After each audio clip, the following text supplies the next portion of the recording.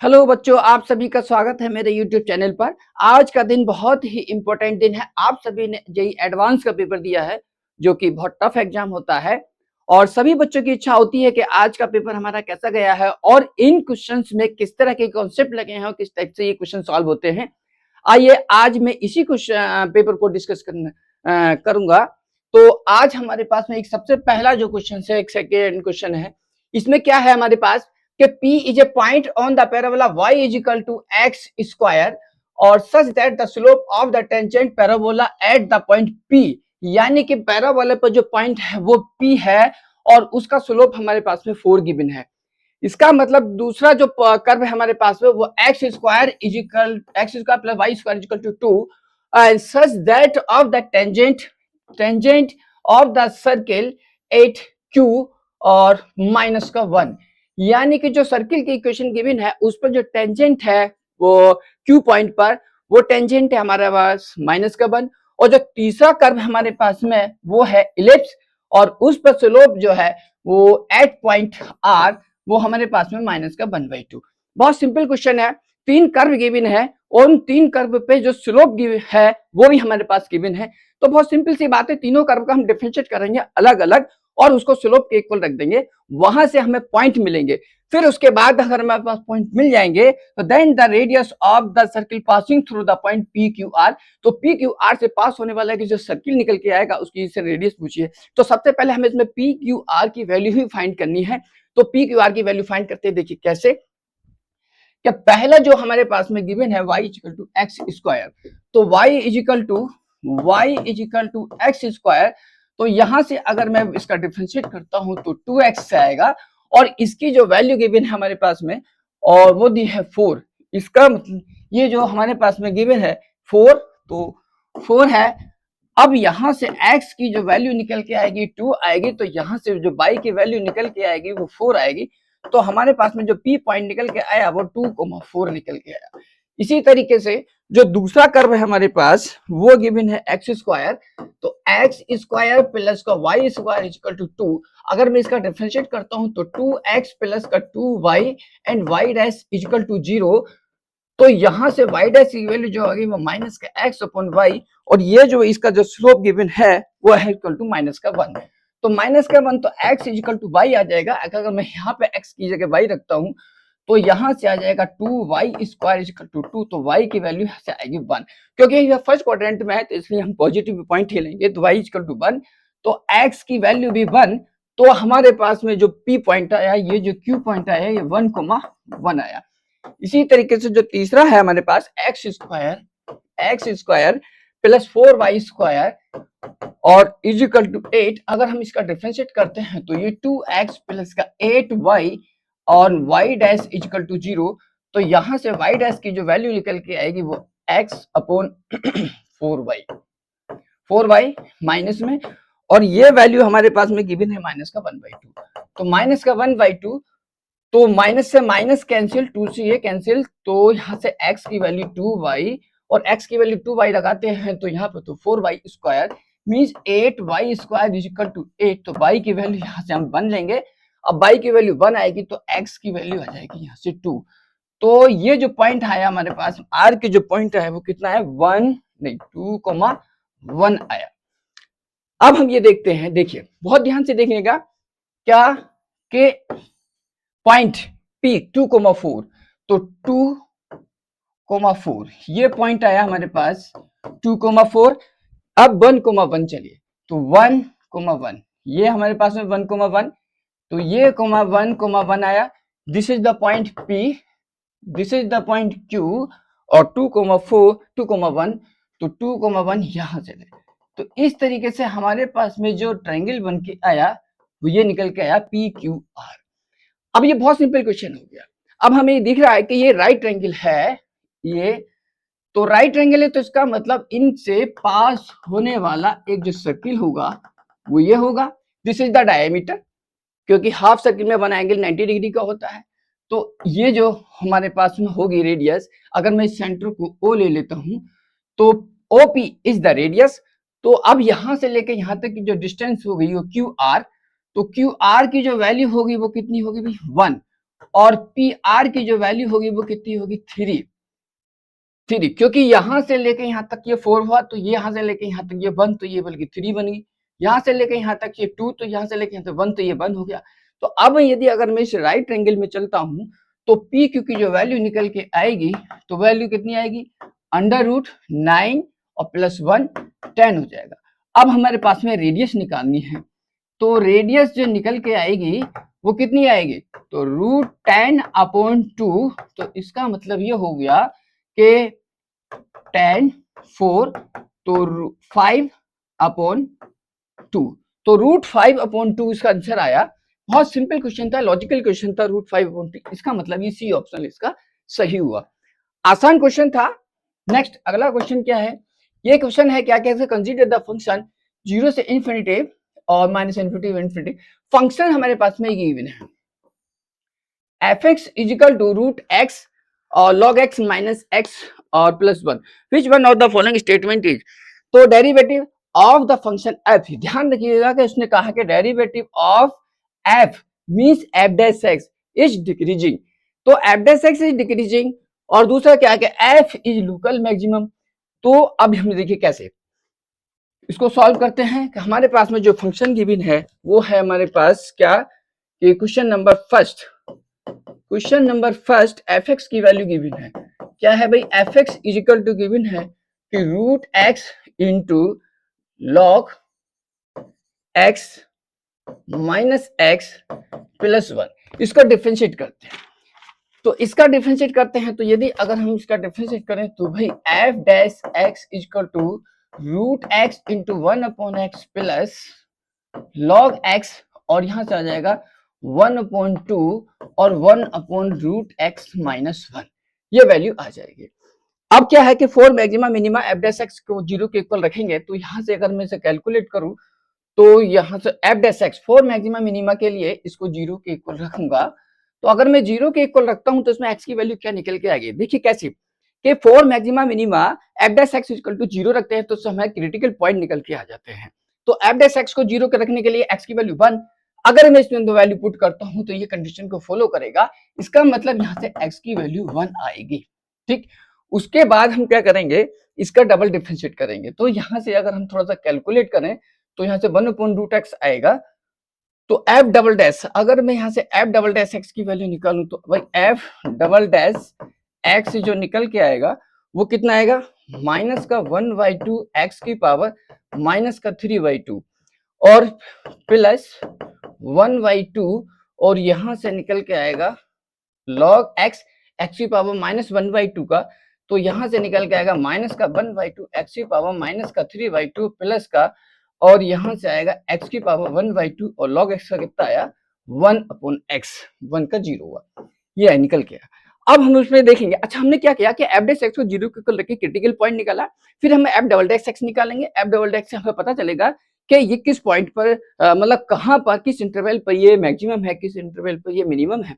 अब इसे सॉल्व करते हैं, देखिए क्या, तो यहां से आएगा -1/2 और यहां से आएगा x की पावर 3/2 प्लस, अगर हम इसको लेके जाएं तो यहां से आएगा ये माइनस, इसको करेंगे हम -1/4 और यहां से आ जाएगा log x अपॉन x की पावर 3/2, और यहां से बचेगा हमारे पास प्लस 1 इसको हम लेके जाएं यहां से तो n x की पावर 1/2, तो यहां से जो बनेगा x की पावर 3/2 माइनस का 1/2, ये माइनस का 1/2 आएगा यहाँ पर, क्योंकि हम यहाँ से निकालेंगे log x √x माइनस का 1/2, तो यहाँ से आएगा 1/x की पावर 3/2, और यहाँ से ये बनेगा आपका 1/2, तो माइनस का 1/2 x की पावर 3/2 और प्लस का 1/2 x की पावर 3/2,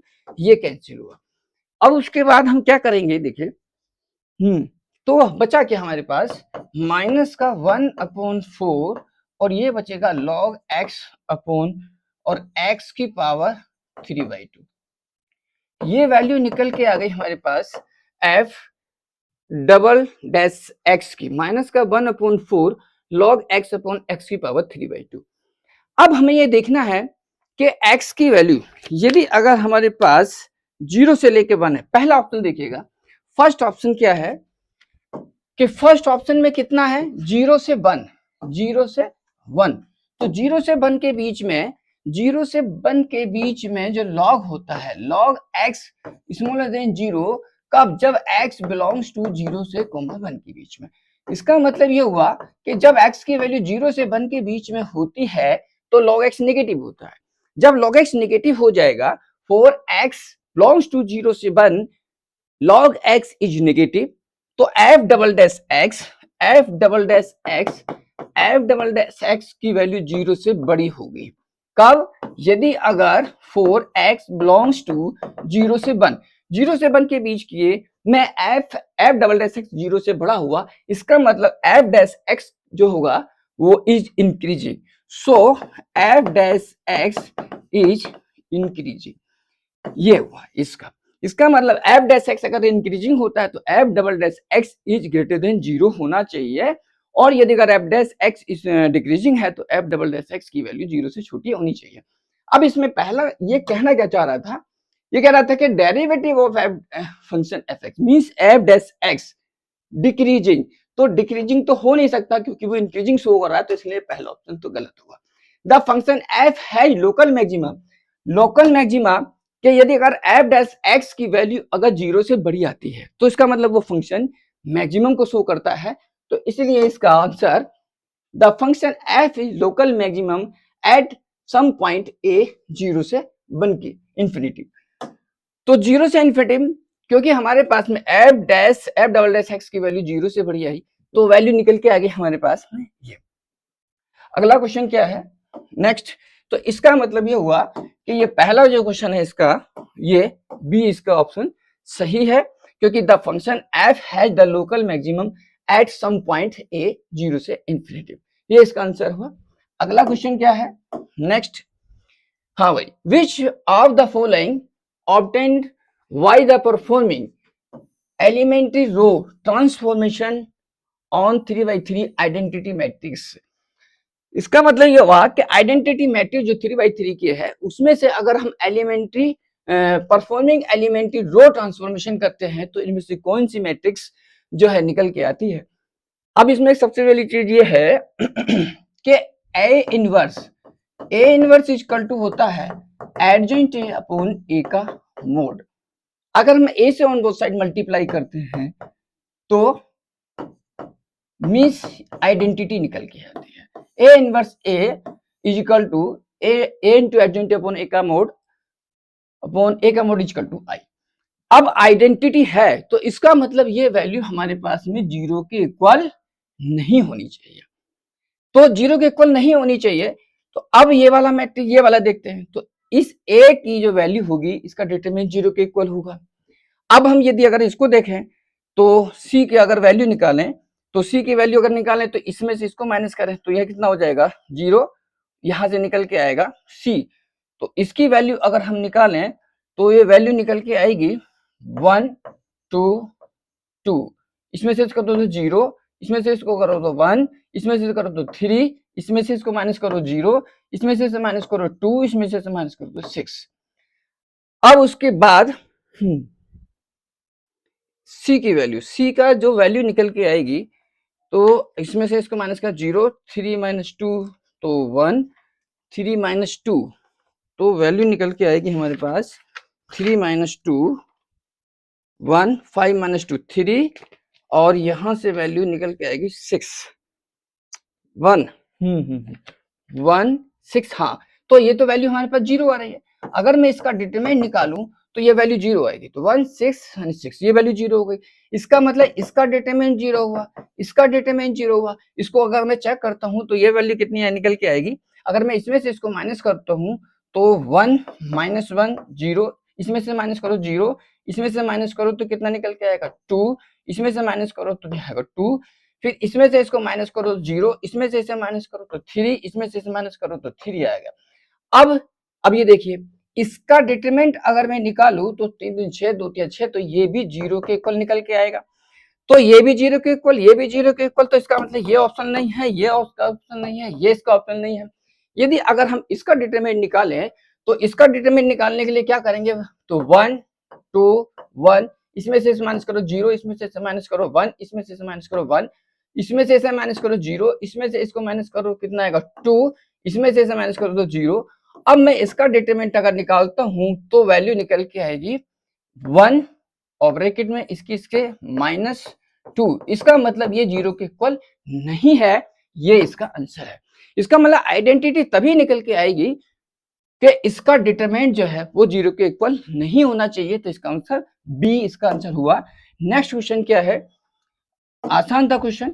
अगला क्वेश्चन क्या है कि कॉट इनवर्स जो हमारे पास में गिवन है, क्या कि कॉट इनवर्स कॉट, बहुत सिंपल क्वेश्चन है कि कॉट इनवर्स कॉट माइनस का 11, चूंकि कॉट इनवर्स की जो हमारे पास में प्रिंसिपल वैल्यू होती है वो इसकी प्रिंसिपल वैल्यू कितनी होती है भाई, 0 से लेकर के पाई होती है प्रिंसिपल वैल्यू। तो इसलिए हम इसको लिखेंगे, इसको क्या लिखेंगे भाई, कॉट इनवर्स ब्रैकेट कॉट, और यहां लिखेंगे हमारे पास क्या कि 4 पाई माइनस 11, 4 पाई माइनस 11, ये इसको लिखेंगे क्योंकि 4 पाई माइनस 11 तो हमारे पास में माइनस का 11 निकल के आ जाएगा।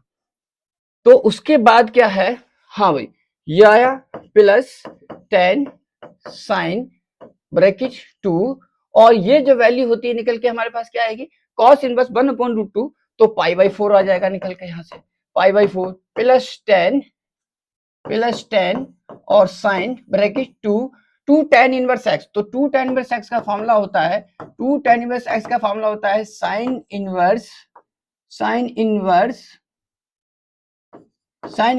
2x upon 1 plus x square. तो अगर हम इसे सॉल्व करें तो sine inverse 2x upon 1 plus x square यानी कि 4 हुआ। अब यहां से साइन से साइन, अब यहां से देखिएगा अगर मैं इसको कैलकुलेट करता हूं तो ये से बनेगा 4 पाई माइनस 11, और यहां से बनेगा कितना भाई, यहां से क्या बनेगा पाई बाई 2, तो यहां से 10 बन जाएगा, और प्लस साइन से साइन इनवर्स कट गया तो यहां से बनेगा हमारे पास में 10 और इनटू 4 अपॉन 5, तो यहां से 2 आया, तो ये बनेगा आपका 4 पाई माइनस 11 प्लस का 10 और प्लस का 8। अब यहां से कितना बचेगा, तो 18, तो 4 पाई प्लस 7, ये इसका आंसर है। इसका मतलब आंसर इसका सी है। बहुत इंपॉर्टेंट क्वेश्चन था, बढ़िया क्वेश्चन था, शानदार, और ज्यादा टाइम भी नहीं लगा। अगला क्वेश्चन क्या है, नेक्स्ट क्वेश्चन देखिएगा। अगला question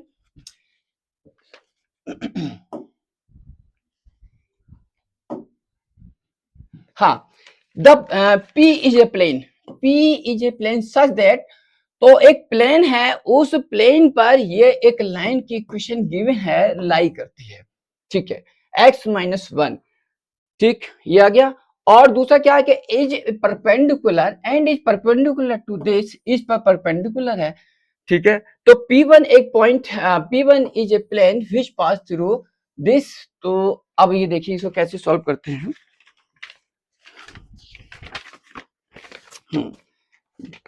P is a plane और उस प्लेन पर ये लाइन लाई करती है, तो ठीक है x-1, तो लाइन की इक्वेशन देखते हैं। तो लाइन हमारे पास में जो गिवन है वो लाइन गिवन है क्या कि x-1 upon 2 equal to y-3 upon 3 equal to z plus 2 upon 1। ये तो हमारे पास में है लाइन की इक्वेशन। अब जब लाइन की इक्वेशन ये आ गई तो हम अगर लाइन पर पॉइंट निकालें तो पॉइंट ऑन लाइन, तो लाइन पे पॉइंट कितने निकलेंगे 1, 3, -2 निकल के आएंगे। और यदि अगर मैं DRS निकालूं इसके, DRS ऑफ लाइन, तो लाइन के जो DRS निकल के आएंगे वो 2 आएंगे, 3 आएंगे और 1 आएंगे। तो ये हमारे पास निकल के आया। अब हमें क्या करना है देखिएगा कि मान लीजिए सपोज कीजिए ये हमारे पास में एक प्लेन है और इस प्लेन पर कोई एक लाइन लाई करती है, तो लाइन पर जो पॉइंट होंगे वो प्लेन पे भी लाई करेंगे। तो पॉइंट हमारे पास क्या है ये, और DRS क्या है हमारे पास ये। अब उसके बाद में क्या है कि ये हो गया एंड इज परपेंडिकुलर टू, तो P जो परपेंडिकुलर है and perpendicular to x plus 2y plus 3z is equal to 4। ये plane is perpendicular to plane this. एक प्लेन और गिवन है, तो वो जो प्लेन है आपका ये वाला प्लेन, वो इस प्लेन के परपेंडिकुलर है। पहले तो ये देखते हैं। तो ये पहला जो ऑप्शन है ए, उसके बारे में डिस्कस करते हैं। देखिए क्या कि जो प्लेन हमारे पास गिवन है 7x माइनस का 5y प्लस का z is equal to minus का 10, ये प्लेन पहले ऑप्शन में गिवन है। तो लाइन पर जो पॉइंट गिवन है लाइन पर, तो वो पॉइंट इस प्लेन पे भी लाई कराएगा। तो हम देखते हैं क्या सेटिस्फाई कर रहा है। 1 रखिए तो 7 आ जाएगा, माइनस का कितना हो जाएगा 15 आ जाएगा, प्लस जेड की वैल्यू कितनी होगी माइनस का 2, तो माइनस का 2 तो माइनस का 10, तो ये भी हमका माइनस का 10 आया, माइनस का 10 आया। तो इसका मतलब जो लाइन पर पॉइंट लाई कर रहा था वो प्लेन पे भी लाई कर रहा है। तो एक बात तो सही हो गई।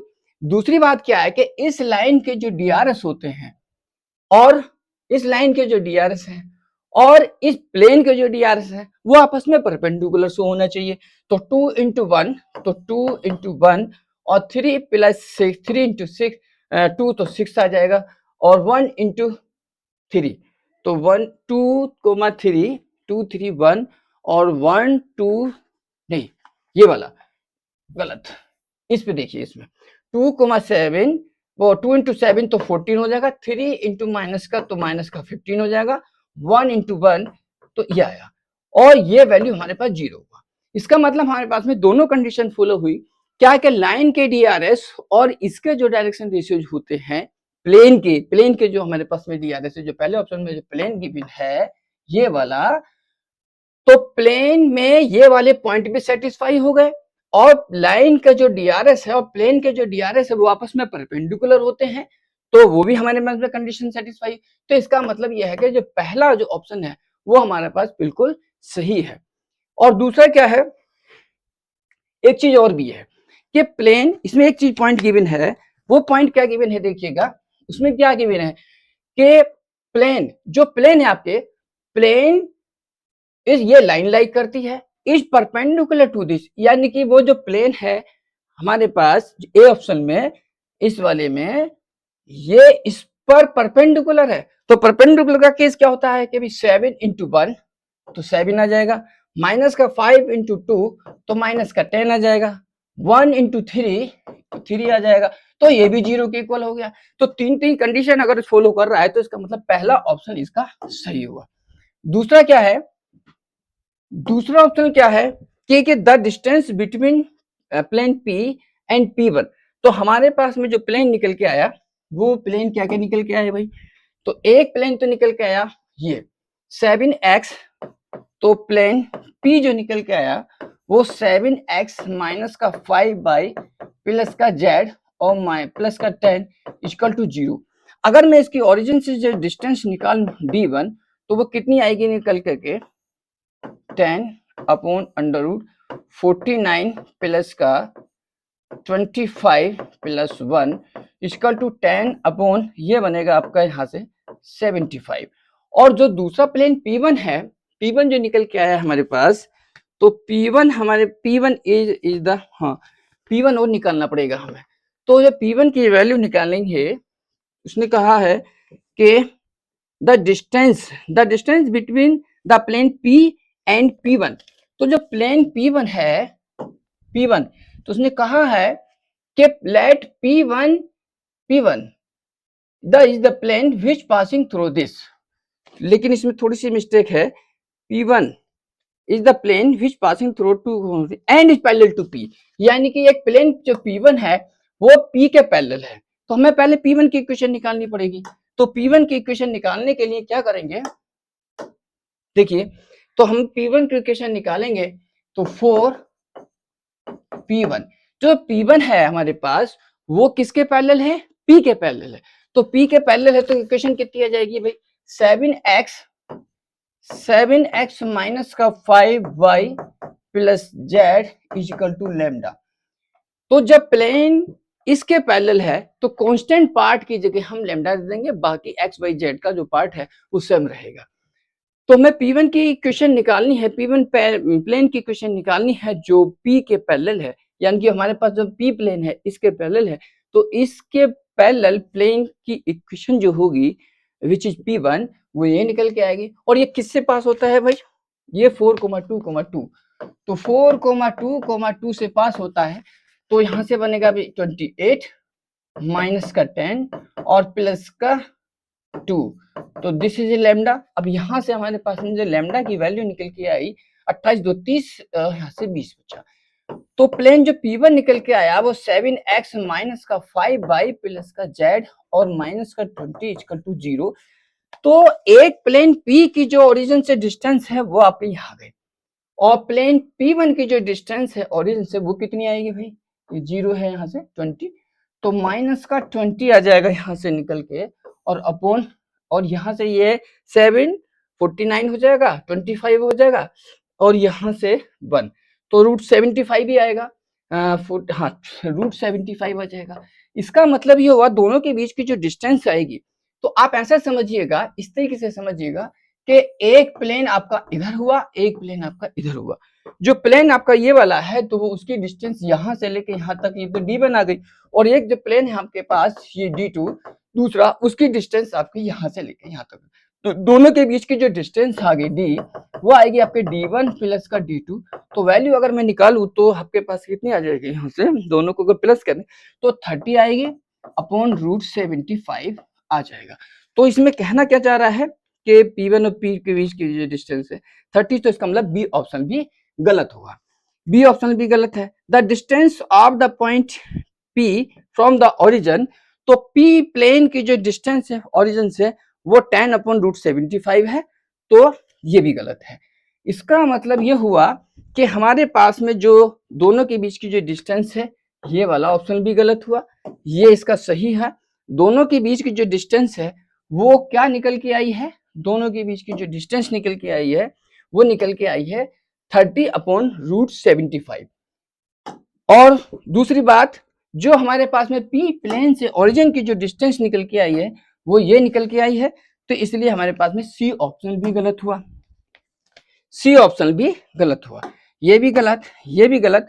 द एक्यूट एंगल बिटवीन अब यह है कि इनके बीच का एंगल निकालना है तो किस किस के बीच का एंगल चाहिएगा? The acute angle between the plane P and plane 2x plus y plus z। अच्छा तो प्लेन P की जो इक्वेशन थी हमारे पास तो प्लेन P की जो इक्वेशन थी वो ये थी।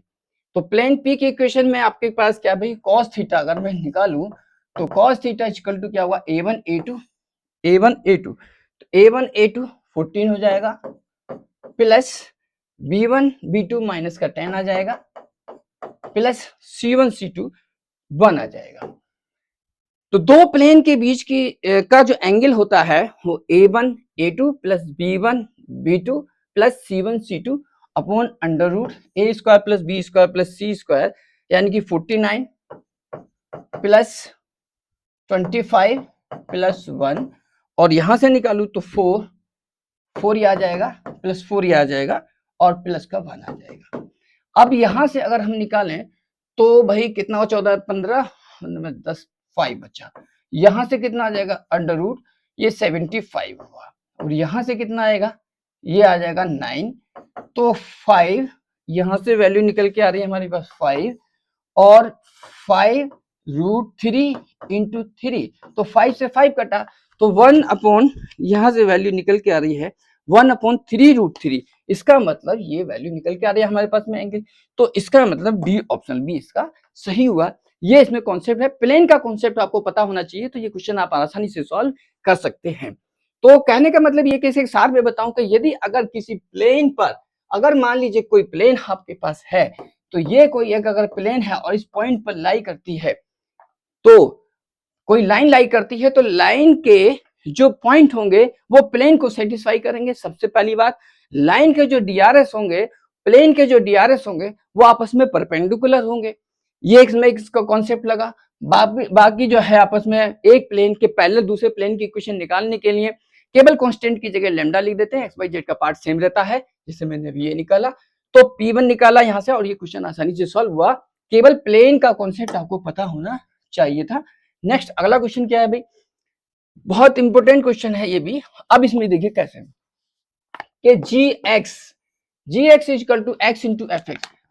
अब इसमें क्या कहा है देखते हैं क्या कि भाई आर्बिट्रेरी फंक्शन f जो है वो आर्बिट्रेरी फंक्शन है, ठीक।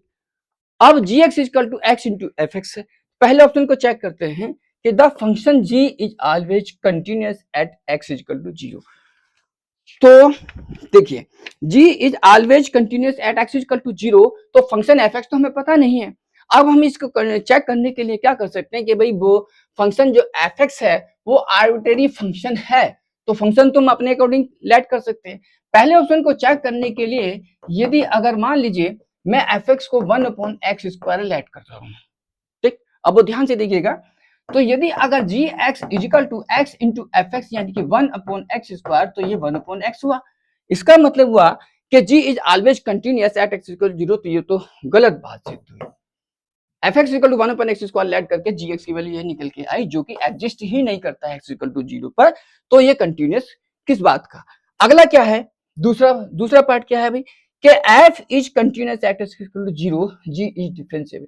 अब एक बात देखिएगा क्या कि यदि अगर मान लीजिए कोई फंक्शन हमारे पास है क्या कि limit x tends to c f x minus का f c upon x minus c, ये एफ डैश एक्स के इक्वल होता है। अब हमारे पास में जो फंक्शन है g x equal to x into f x given है, ये इसकी हमें डिफरेंशिएबिलिटी चेक करनी है। तो डिफरेंशिएबिलिटी चेक करने के लिए ये वाला फार्मूला लगेगा क्या कि भाई g dash x equal to limit x tends to 0, x की वैल्यू 0 पे पूछ रहा है, तो जी एफ एक्स की जगह हमारे पास ये होगा पूरा x into f x minus F 0।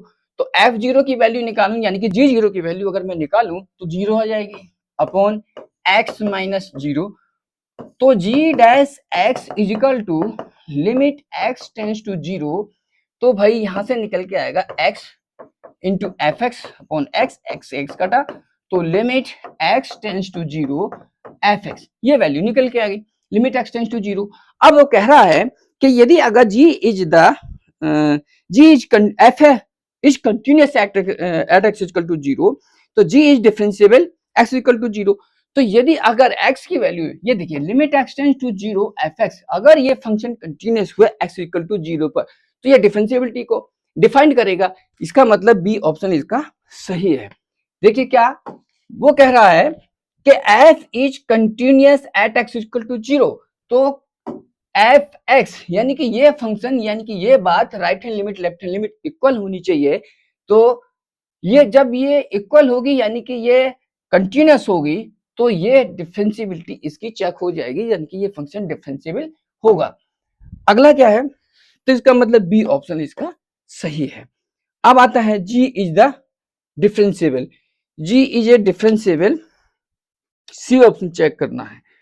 तो g is differentiable, g is a differentiable, तो g is a differentiable g x equal to ये। अब सी ऑप्शन को चेक करने के लिए कैसे करेंगे कि यदि अगर मान लीजिए मैं एफ एक्स को 1/x लेट करता हूं, तो जी एक्स इक्वल टू कितना हो जाएगा x इंटू 1/x से x कटा तो 1 है। इसका मतलब ये फंक्शन तो डिफाइन कर रहा है, इसका डिफरेंशिएबिलिटी चेक है, लेकिन x इक्वल टू 0 पर ये डिफाइन नहीं करेगा, x इक्वल टू 0 पे डिफाइन ही नहीं करेगा। इसका मतलब सी ऑप्शन इसका गलत है, सी ऑप्शन भी इसका गलत है, ठीक। अगला क्या है, g is differentiable at x equal to 0। तो यदि अगर ये डिफरेंशिएबल है तो निश्चित रूप से अब आप आगे देखिए डी ऑप्शन देखिएगा कि भाई जी डैश एक्स यानी कि g is a differentiable, g is a differentiable, इसमें गिवन है क्या कि g is differentiable at x equal to 0, तो then x equal to x tends to 0 f x exist, निश्चित रूप से एग्जिस्ट करेगा। क्या देखिए अब ये डिफरेंशिएबल होगा, तो ये डिफरेंशिएबल तो तभी होगा जब ये एग्जिस्ट करेगा, तो बात इसके डी ऑप्शन भी सही है, तो डी ऑप्शन इसका सही है ये वाला। तो इसका मतलब ए इसका गलत, बी सही और डी सही, बी और डी दोनों इसके ऑप्शन सही हो गए। अगला क्वेश्चन क्या है, तो ये बात क्लियर हुई क्योंकि जी डैश एक्स डिफाइन तभी करेगा जब ये फंक्शन डिफाइन करेगा, तो हमारे पास में बी और डी ऑप्शन दोनों सही है। अगला क्वेश्चन क्या है भाई, ये क्वेश्चन देखिए थोड़ा सा लेंथी है। क्या है भाई कि m की वैल्यू हमारे पास में गिवन है, m equal to 2, -1, 1, 0, PQRS A B C D are the integers such that, यानी कि PQRS वो इसको सेटिस्फाई करते हैं, ABCD वो इसको सेटिस्फाई करते हैं। अच्छा, फिर उसके बाद आगे क्या करना है? ठीक ठीक ठीक, अब आप देखिएगा m, अब इसमें क्या देखते हैं? देखिए m की पावर क्या है? 26। सबसे पहली बात यहाँ ध्यान रखने वाली बात है कि m की वैल्यू आपको गिवन है, अब m की पावर 26 हमें निकालना है, तो निश्चित रूप से अगर हम इसका m2 निकालें, m3 निकालें, तो एक सीरीज बनती हुई दिखाई देगी। उसी सीरीज के अकॉर्डिंग हम m की पावर 26 की वैल्यू डिफाइन कर सकते हैं। तो ऐसे क्वेश्चन इसी टाइप से होते हैं कि m2 निकालें। अगर मैं इसका m2 निकालता हूं, तो इसका m2 अगर मैं निकालता हूं, तो भाई ये देखिएगा m की वैल्यू कितनी है, तो यहां से m की जो वैल्यू है वो m इक्वल टू है कितनी? 2, -1, 1 और 0। अगर मैं यहाँ से m2 की वैल्यू निकालता हूँ, तो m2 की वैल्यू कितनी निकल के आएगी? यहाँ से m2 की वैल्यू जो निकल के आएगी वो आएगी आपके पास, अगर m2, तो m2 की वैल्यू आएगी 2, -1, 1, 0 और यहाँ से 2, -1, 1, 0 वैल्यू निकालो इसकी, इससे करो तो 4, यानी कि यहाँ पे आ जाएगा आपके पास 3 और यहाँ से आ जाएगा आपका -2 और यहाँ से आ जाएगा 2 और यहाँ से आ जाएगा -1। अब हम इसको क्या लिख सकते हैं? देखिए 2 है तो 2 + 1 लिख सकते हैं, 2 + 1, इसको हम माइनस का 2 लिखा रहने दें, इसको भी हम 2 लिखा रहने दें और इसको लिख दें माइनस का 2 प्लस का 1, क्योंकि यहाँ 2 था तो 2 की टर्म से मैंने इसको ब्रेक कर लिया। इसी तरीके से यदि अगर मैं यहाँ से m की पावर k की वैल्यू निकालूं, तो भाई m की पावर k, तो 2 की जगह k हो जाएगा, तो k प्लस का 1 और माइनस का k हो जाएगा और यहाँ भी k हो जाएगा और माइनस का k प्लस का 1 आ जाएगा, तो ये m की पावर k निकल के आ गया। सिंपल सा है। हमने क्या करा? m2 निकाला, m2 से हमने सीरीज चेक कर ली। अब हमें m3 निकालूंगा तो यहाँ 3, यहाँ 3, यहाँ 3, यहाँ 3 हो जाएगा, तो m की पावर k की वैल्यू ये निकल के आ गई। हमें निकालना क्या है? m की पावर 26।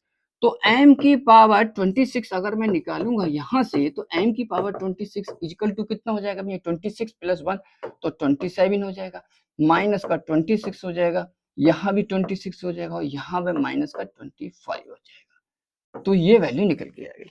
तो m की पावर k की वैल्यू हमारे पास निकल के आ गई, m की पावर 26। तो m की पावर 26 की वैल्यू निकल के आ गई ये, और m की पावर 26 और ये वैल्यू है किसके भाई? कितने के है? p q r s, इसका मतलब p की वैल्यू 27। तो हमारे पास में जो निकल के आ गई भाई, p की वैल्यू क्या निकल के आई है भाई? तो p जो हमारे पास में निकल के आया है वो 27 निकल के आया है।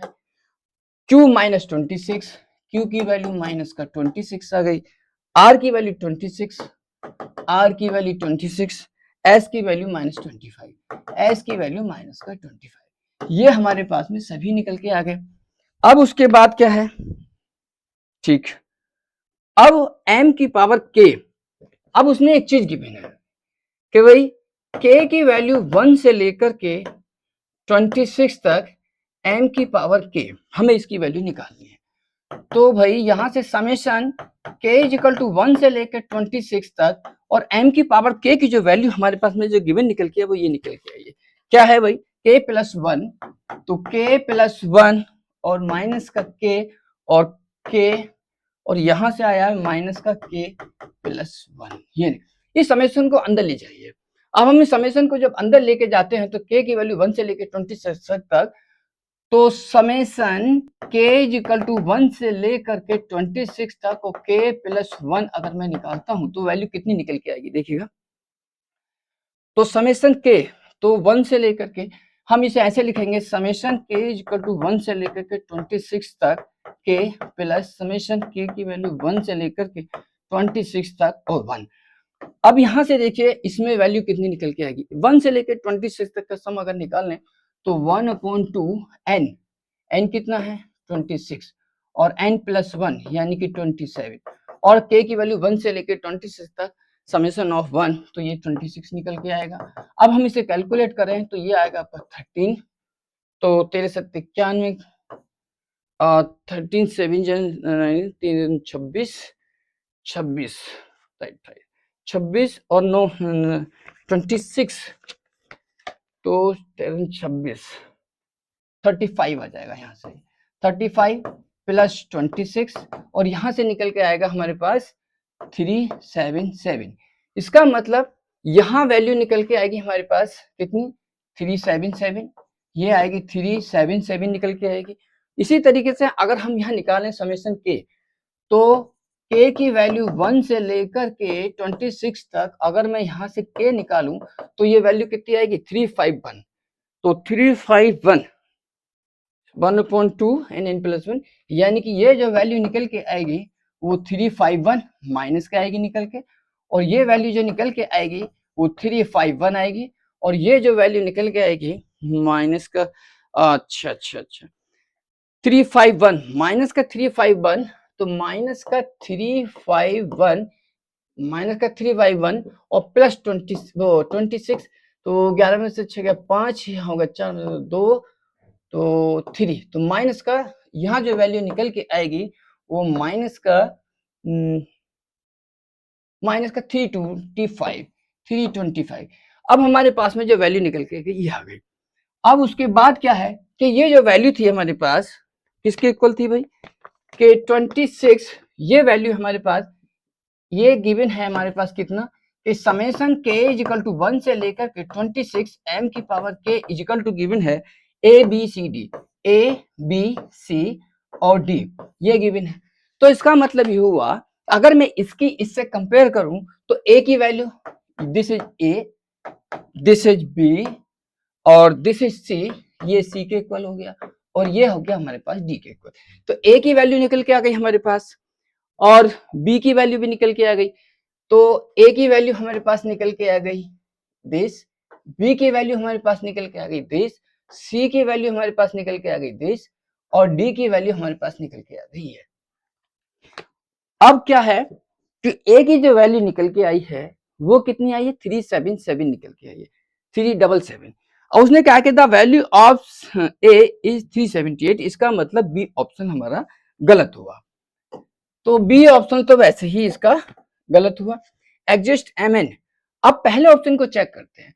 पहले ऑप्शन को चेक करने के क्या है कि देयर 2/2 इन्वर्टिबल n, इसका मतलब ये हुआ कि कोई भी एक मैट्रिक्स है जो कि इन्वर्टिबल है n विद रियल एंट्रीज ये। अब इसको ध्यान से देखिए पहले ऑप्शन को कैसे चेक करते हैं। अगर m को आपके पास में है, n एक इन्वर्टिबल है, अगर मैं इसको इसके नीचे लेके जाता हूं तो ये इनवर्स बनेगा, इसका मतलब ये वाला एक ऑप्शन भी सही होगा। क्या है कि भाई ये एक मैट्रिक्स है जिसका डिटरमिनेंट 0 के इक्वल नहीं है, तो n की वैल्यू क्या है निकल के आएगी जो कि इन्वर्टिबल है, पहले से कहा है, तो ए ऑप्शन इसका सही हुआ। दूसरा ये 377 है इसका आंसर, तो ये भी गलत है। सी ऑप्शन देखिएगा, सी वाला ऑप्शन में क्या है कि भाई सी ऑप्शन में जो सी ऑप्शन दिया है P x plus Q y is equal to N, तो अगले क्वेश्चन में P x plus Q y, तो भाई इक्वेशन हमारे पास गिवन है, ये थोड़ी सी जगह कम पड़ गई, तो पी एक्स यहाँ आगे देखते हैं क्या है कि p x plus Q y is equal to m और r x plus s y is equal to n, ये हमारे पास है। अब हम इसका डिटरमिनेंट निकालें, मतलब जिसे हम D1 कहते हैं वो D कहते हैं, तो D जो निकल के आएगी वो कितनी आएगी भाई, यहाँ से P Q R S। अब हम इसका डिटरमिनेंट निकालें तो D का डिटरमिनेंट निकालें तो कितना आएगा PS माइनस क्यू आर, तो PS माइनस क्यू आर, तो PS की P और Q, P की वैल्यू कितनी गिवन है भाई, P की वैल्यू हमारे पास गिवन है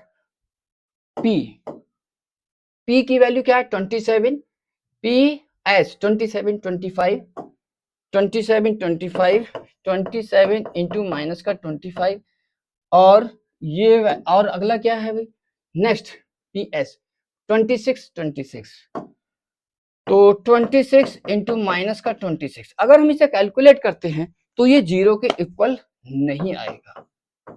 इसका मतलब इस जब ये 0 के इक्वल नहीं आएगा, आपने क्वेश्चन सॉल्व किए होंगे इक्वेशन डिटरमिनेंट्स मेथड से, तो उसमें क्या होता है कि देखिए ये निकल के आया, डी आ गया, हम इसके स्थान पर mn रखेंगे तो d1 आ जाएगा, और इस वाले कॉलम के स्थान पर अगर हम mn रखेंगे तो d2 आ जाएगा। तो x इक्वल टू निकालते हैं d/d1 और इस तरीके से निकालते हैं, तो d हमारे पास में 0 के इक्वल नहीं आया, तो इसका मतलब एक यूनिक सॉल्यूशन हुआ, तो सी इसका ऑप्शन ये आया।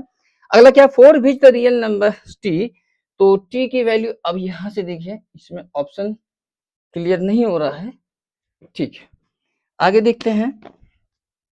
डी ऑप्शन, डी ऑप्शन इसका क्या है, चलिए कोई नहीं, इसमें शो नहीं हो रहा है कि डी ऑप्शन में बताता हूं आपको क्या है कि for each the positive real number T the system linear equation, तो लीनियर इक्वेशन हमारे पास में गिवन है क्या कि a plus T into x plus B into y, B into y equal to 1, एक इक्वेशन दी है, सी एक्स प्लस और D plus T into y equal to -1, ये गिवन है। उसने कहा कि t की वैल्यू कुछ भी हो, क्या कहते हैं, for each real positive number t the system is unique solution. तो यूनिक सॉल्यूशन के लिए हम वही तरीका कि d निकालें, तो d कैसे निकालेंगे, इसकी इससे मल्टीप्लाई, तो a प्लस टी और ब्रैकेट में d plus t minus b into c, और ये वैल्यू हम निकाल के चेक करेंगे कितनी आ रही है। तो a प्लस टी, ए की वैल्यू हमारे पास कितनी है, तो ए की वैल्यू है हमारे पास में 377। अगर मैं इसको सॉल्व करता हूं तो यहां से आएगा 377 प्लस का टी, और डी की जो वैल्यू निकल के आई है वो हमारे पास में जो डी की वैल्यू कितनी निकल के आई है, माइनस का 325 डी की वैल्यू, तो डी की वैल्यू माइनस का 325, तो माइनस का 325 प्लस टी, और माइनस का बी की वैल्यू कितनी निकल के आई है, माइनस का बी एंड सी, तो बी की वैल्यू कितनी है भाई, बी की वैल्यू हमारे पास है माइनस का 351 और ये 351, तो माइनस का 351 और 351 यहां से वैल्यू है। अब हम इसे अगर कैलकुलेट करते हैं तो यहां से जब कैलकुलेट करेंगे तो कैलकुलेट करने के बाद में क्या निकल के आएगा, इसको थोड़ा सा कैलकुलेट करेंगे तो टी स्क्वायर, अब इसे सॉल्व करेंगे तो टी स्क्वायर माइनस का 52 टी और प्लस 676, ये वैल्यू निकल के आएगी। अब यहां से अगर हम देखें तो ये वैल्यू जो निकल के आएगी वो t माइनस का 26 का होल स्क्वायर होगा, t माइनस 26 का होल स्क्वायर, तो t माइनस 26 का होल स्क्वायर जो कि हमेशा 0 से बड़ा होगा, तो इसका मतलब इसका डी ऑप्शन भी सही हुआ, टी माइनस 26 का होल स्क्वायर 0 से बड़ा होगा, तो इसलिए इसका डी ऑप्शन भी सही हुआ। अगला क्वेश्चन क्या है, नेक्स्ट क्वेश्चन, नाइन्थ एग्जैक्टली 42, इसको छोड़िए,